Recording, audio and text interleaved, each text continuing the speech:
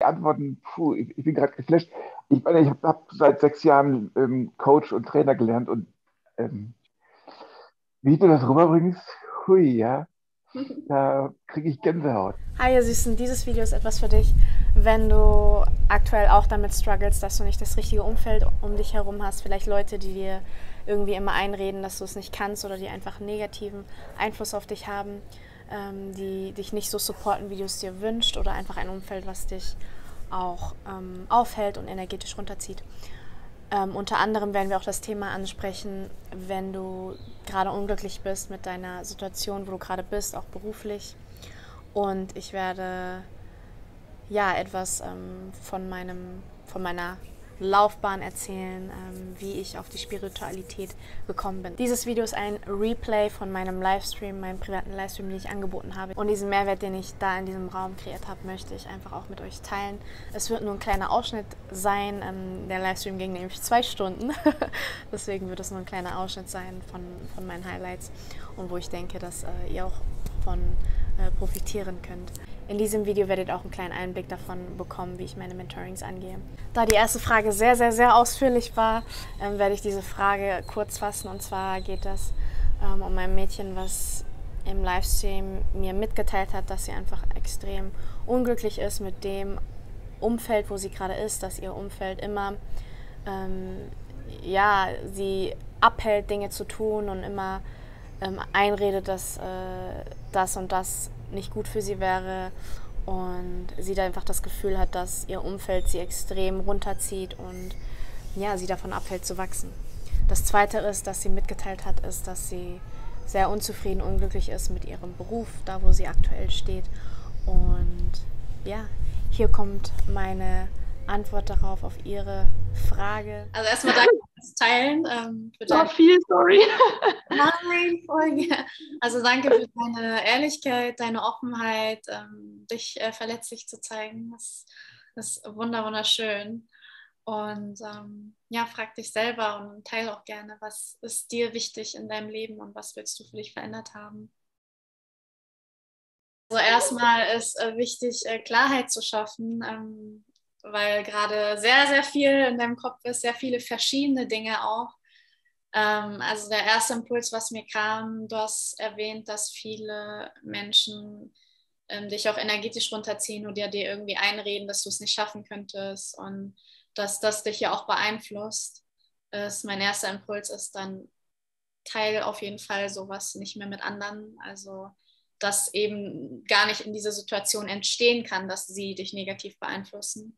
Der zweite Punkt ist natürlich auch, such ein Umfeld, die dich eben supporten und die dich pushen. Und Umfeld ist einer der größten Impacts, die auf dein Leben haben kann. Und das unterschätzt man so oft, aber und das ist nicht nur ein Sprichwort, sondern es ist wirklich so, du bist einfach ein Spiegel der 5 engsten Leute, mit denen du am meisten Zeit verbringst. Und deswegen ist es einfach wichtig, schau, mit welchen Leuten umgibst du dich und vor allem, wer musst du sein, damit diese Leute natürlich, damit das auch matcht energetisch. Weil wenn das jetzt mega die coolen, positiven Leute sind, die dich pushen, aber du selber total unzufrieden bist und immer nur, sage ich mal, mordst oder so, dann wollen diese Menschen natürlich, dann ist auch schwierig, dann ist kein Energy-Match mehr. Deswegen ist immer wichtig, wer muss ich selber sein, damit ich in dieses Umfeld reinsteppen kann, damit, ja, damit es auch matcht. Und deswegen ist es immer, der Start ist immer bei dir selber. Wichtig. Dann fokussiere dich auf die Leute und mach mehr mit denen, als mit denen, die dich runterziehen. Auf jeden Fall. Und dadurch werden ja auch immer mehr andere Leute kommen, indem du bewusst, sage ich mal, dich von den Menschen trennst, die deine Energie ziehen und dich bewusst mit denen umgibst, die dir halt Energie schenken, wirst du ja auch deren Energy und Space sowie auch deren Freunde dann irgendwann kennenlernen und irgendwann wirst du immer mehr von diesen Menschen anziehen so und hast dann immer mehr diese Leute um dich herum, die dich eben supporten, die dich sehen, die dich verstehen. Und das macht einen riesen Unterschied, mit welchen Menschen man sich umgibt. Ja, und das andere ist, was, was du auf jeden Fall, und das kannst du dir jetzt auch aufschreiben, dass du es dann direkt nach dem Call machen kannst, ist dein Worst- und Best-Case-Szenario dir aufzuschreiben. Also dein Punkt ist ja, dass du unglücklich bist, so wie ich es rausgehört habe, korrigiere mich, wenn es falsch ist, unglücklich mit dem Job, wo du gerade bist und dass du am liebsten einfach kündigen willst und dein eigenes Ding starten. Ja, dann schreib, also wirklich schreib so ausführlich wie möglich, was ist dein Best und Worst Case, was ist das, was kann passieren, sage ich mal, wenn du diese Entscheidung triffst und was passiert oder wie fühlst du dich, wenn du eben keine Entscheidung triffst. Und schreib so ausführlich wie möglich, geh das in Gefühl rein und dann wirst du selber merken, okay, das Worst-Case-Szenario ist gar nicht so schlimm, weil es wird immer für jede Entscheidung gibt es eine Lösung, wenn wir unseren Fokus darauf richten. Ja, also wenn wir es tatsächlich so, wenn du halt wirklich denkst, ja, dann wird das und das Scheiße passieren, dann wird es auch Scheiße passieren und dann wirst du auch diese Scheiße anziehen. Aber wenn du dich fragst, okay, jetzt ist aber so viel Scheiße da, aber was kann ich aus dieser Scheiße machen? So, welche Möglichkeiten gibt es jetzt? Und sobald du deinen Fokus richtest, werden sich die Türen öffnen und du wirst die Möglichkeiten sehen. Das, was wir im Außen anziehen, ist immer nur ein Spiegel für uns selber. Und es ist auch gut. Es ist jetzt auch nicht so, dass, okay, jetzt passiert mir die Scheiße und verurteile dich nicht, wenn du diese Scheiße anziehst, sondern sehe es wirklich als Zeichen des Universums, dass du gerade dass das Universum dir gerade eine Lesson schenkt, wo du gerade hinschauen darfst. Es ist immer ein Zeichen vom Universum, hey, Girl, so wo du gerade bist, ist nicht cool, guck mal dahin und jetzt schicke ich dir diese ganze Scheiße, damit du da hinschauen darfst. Immer wenn irgendwas passiert, was gerade richtig scheiße passiert, dann frag dich, was ist das Geschenk dahinter? Was kann ich daraus lernen? Die Antwort, die gekommen ist, die passte so hundertprozentig auf das, was ich auch gebraucht habe. Ja. Also darum ist das schon, war das schon super, super gut. Also, und die Antworten, puh, ich bin gerade geflasht.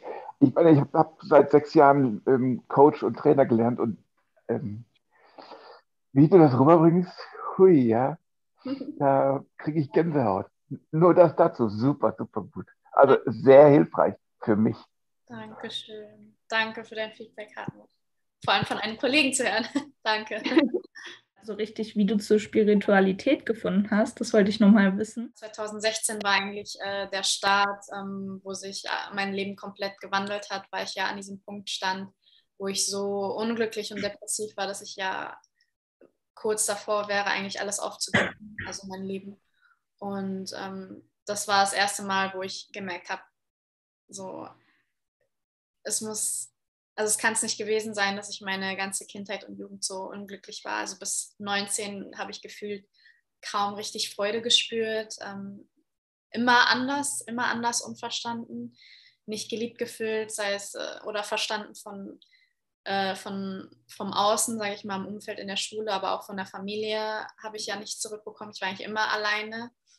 Und als ich halt diesen Tiefpunkt hatte, wo ich halt wirklich gedacht habe, ich will nicht mehr weiter und einfach diesen Schmerz, sage ich mal, ein Ende bereiten, war aber irgendwas in mir, was dann gesagt hat, es kann es nicht gewesen sein, so dass ich mit 19 noch nie mich so richtig glücklich gefühlt habe und noch nie irgendwas gemacht habe, was mir wirklich Freude bereitet oder mich nicht geliebt gefühlt fühle. Und da habe ich ja das erste Mal entschieden, dass ich beziehungsweise war ja dann erstmal, okay, ich wusste, dass am meisten Energie zieht mir meine Familie, wo ich gelebt habe und halt mein Umfeld in der Schule, also all die Mitschüler, die mich ja fertig gemacht haben und ich auch Mobbing erfahren habe.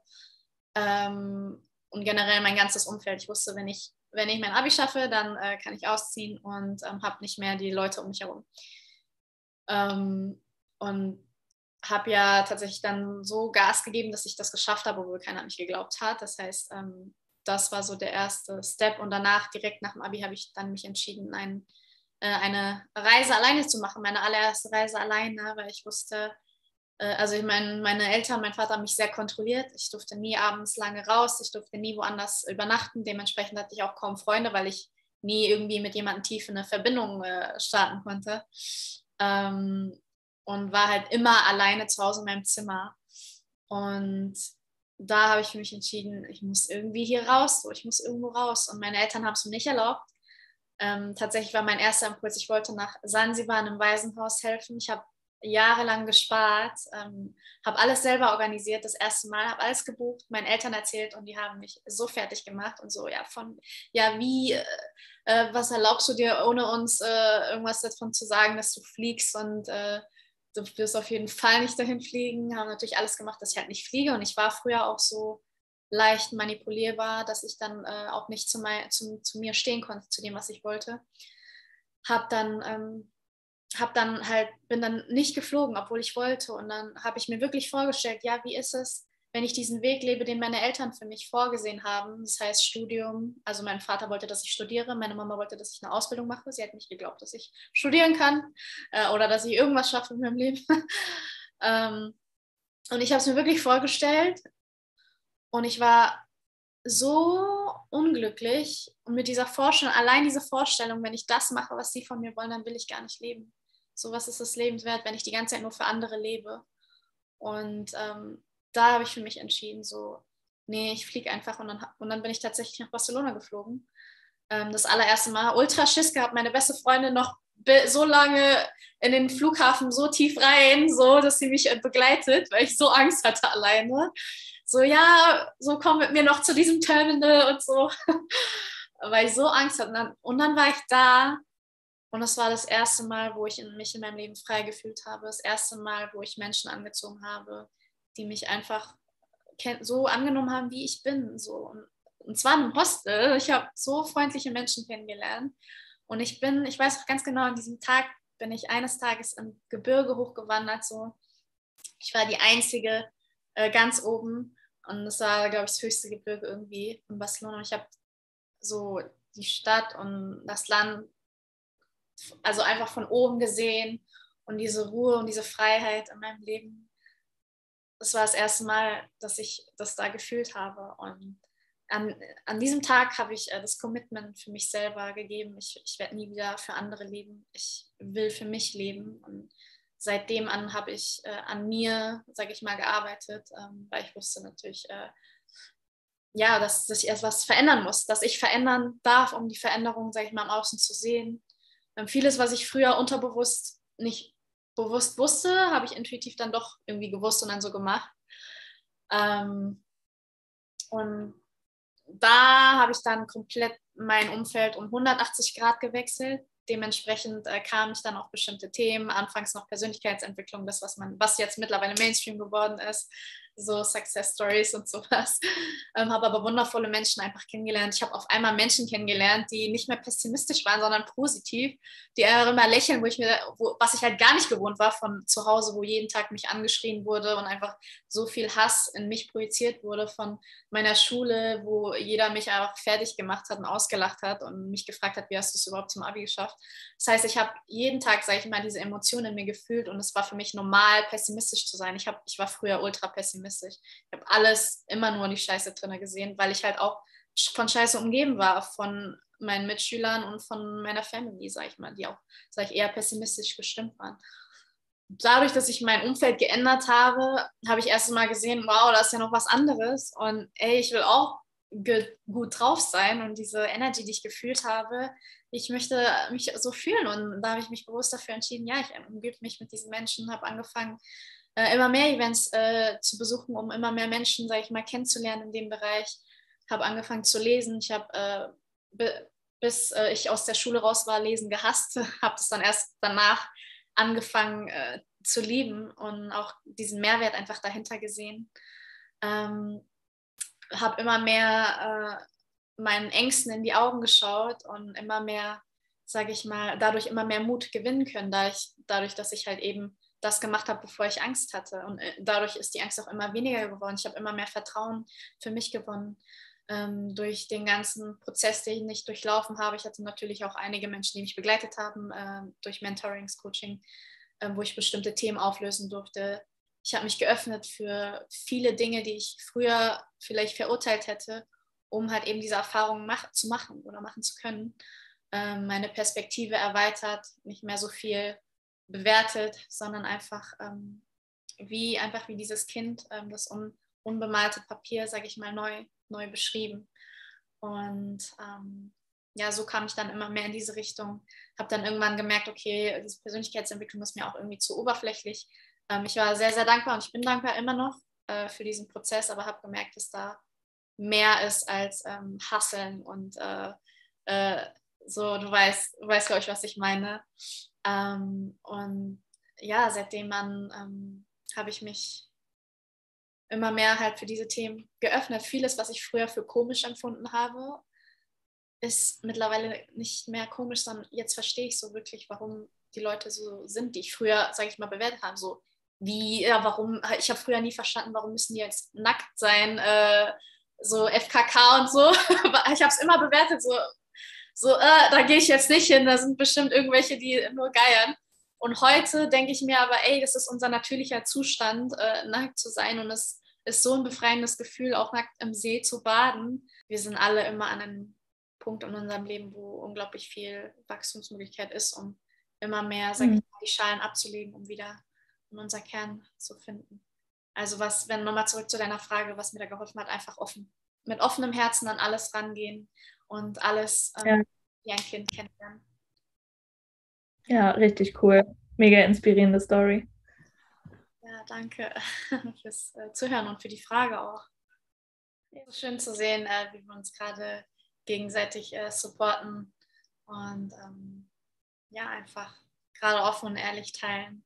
Das ist auf jeden Fall etwas, was noch mehr in der Welt verbreitet werden darf, und wir dürfen als Vorbild vorangehen und eine Inspiration für andere sein, damit die Menschen um uns herum ja auch sich noch mehr öffnen und noch mehr ins Vertrauen in die Liebe kommen. Ja, die Veränderung startet immer bei uns. Das wollte ich ähnlich sagen. Also ich fand es super, super inspirierend. Und ich finde diese Art der Zusammenkunft finde ich super, super cool.